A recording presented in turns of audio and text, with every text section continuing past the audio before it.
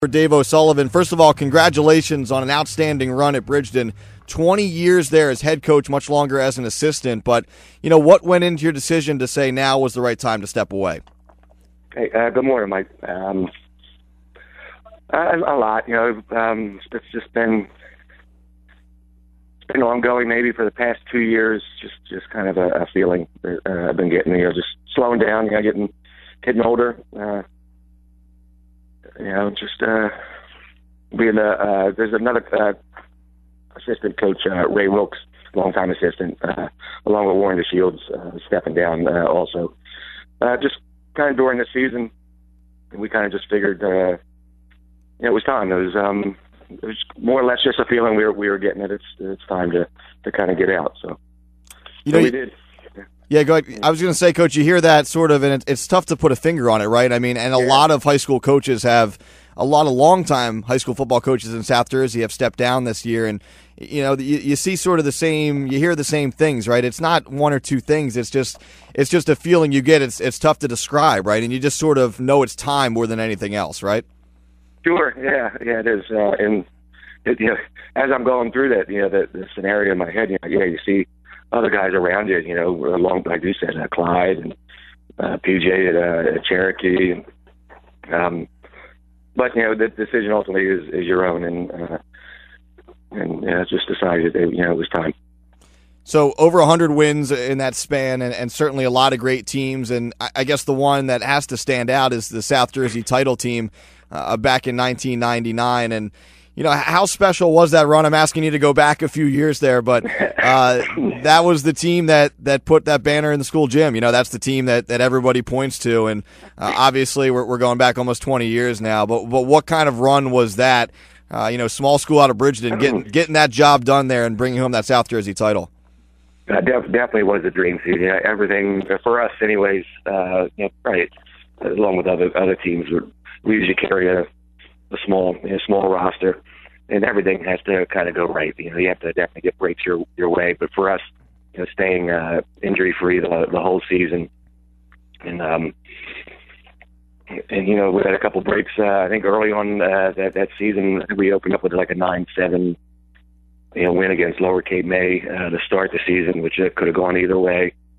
A couple close games during that run, but in the semifinal game, I think we played Pleasantville, beat them by one. We had a goal line stand, at the end of that one, and finishing off with a great game against Hamilton. But even the practices that year were, it was just one of those seasons, and we were kind of young in it as a staff, and you figure you have a season like that, you're going to have a lot more. We just didn't get the breaks later on. We had a couple chances later on, a couple of semifinal appearances that we thought we were going to get a shot to get there again, but it just never happened. But it was fun time, fun run. Catching up with Dave Ellen here, longtime Bridgeton high school football coach, deciding to step down. News breaking this week after 20 years. And, Coach, you alluded to it there, but I think, back in 99, you guys were Group 2, and, Bridgeton as a whole has sort of gotten bigger in terms of classification, Group 3 and even Group 4, but those numbers haven't necessarily transferred onto the football field, right? And that's, I guess for me, that's the biggest takeaway from all of this is even then as a Group 4 school, which is what you guys ended up in the last couple years, you never had a lot of numbers, but you always sort of squeezed the most out of those kids. Is that one of the things that you and your staff are the most proud of more than anything? Yeah, I think we always, ultimately hang our hat on that, preparing those kids and, arriving at the field and, places that we haven't been before, and coaches ask, is there another bus coming, or is this all the kids you have? And it's just kind of the way we operate over there.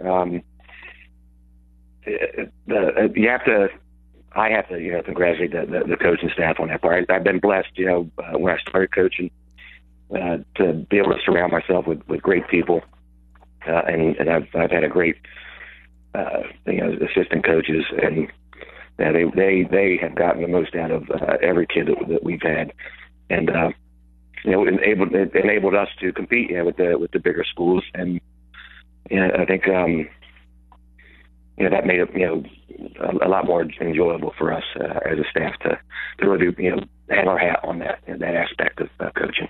And of course, the kids. I mean, kids playing both ways in high school is normal, right? But at some of the bigger schools and the teams with bigger numbers, it's by choice.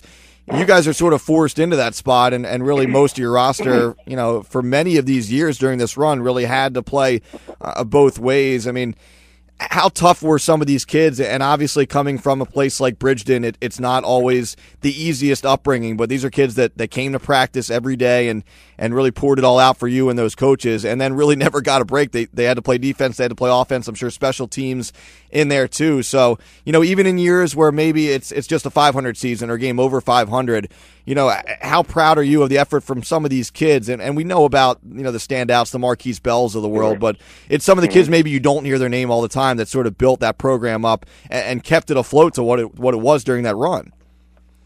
Yeah, I'm sure, a lot of coaches will say the same thing. You have that core bunch of kids that really build your program, that don't get the notoriety. It's, like you said, it's Marquise or Nazir Williams or some of that. And a lot of schools do have kids go, both ways. Maybe they have 4 or 5 kids go both ways. We probably average 9 to 10 kids going, both ways. And we have always said if injuries really kill us because it's not one position, it's 3 positions. Offense, defense, and special teams, and that's really hard to replace.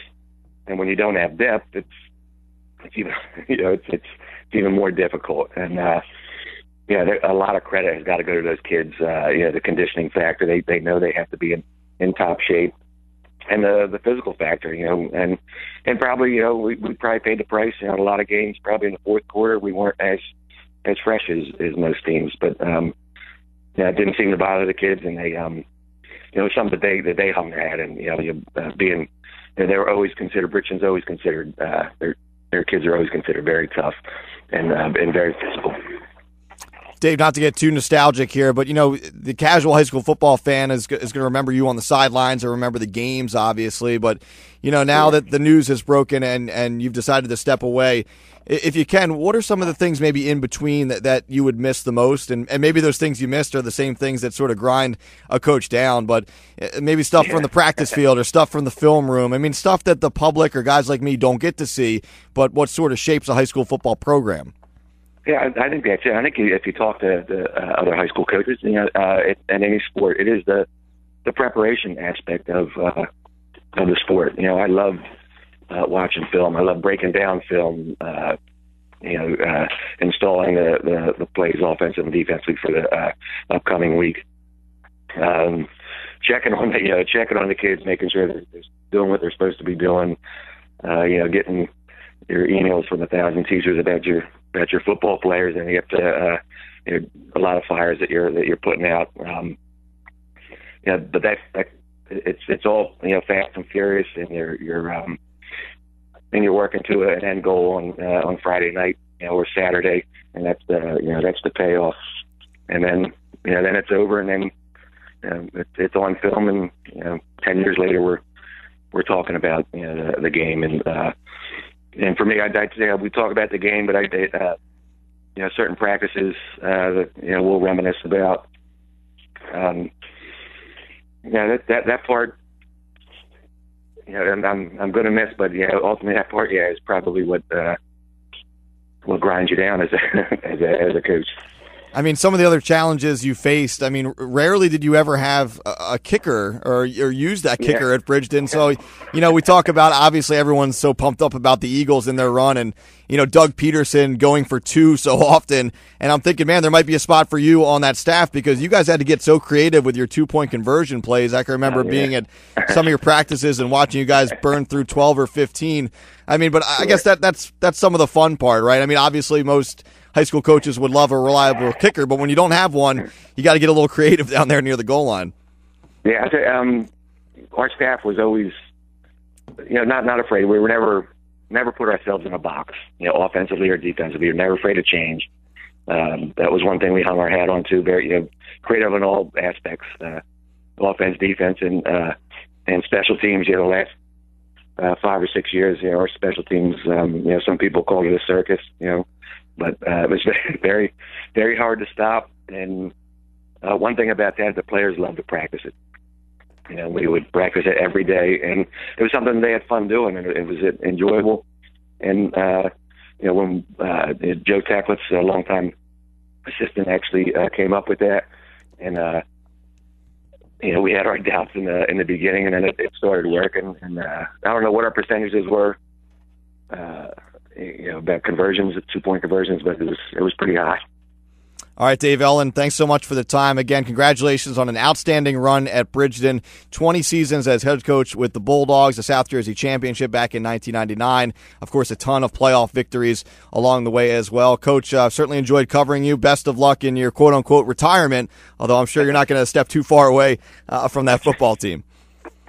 That's right. Thanks, Mike. Appreciate it. All right, you got it. Head coach Dave Ellen, congrats on a great run again at Bridgeton.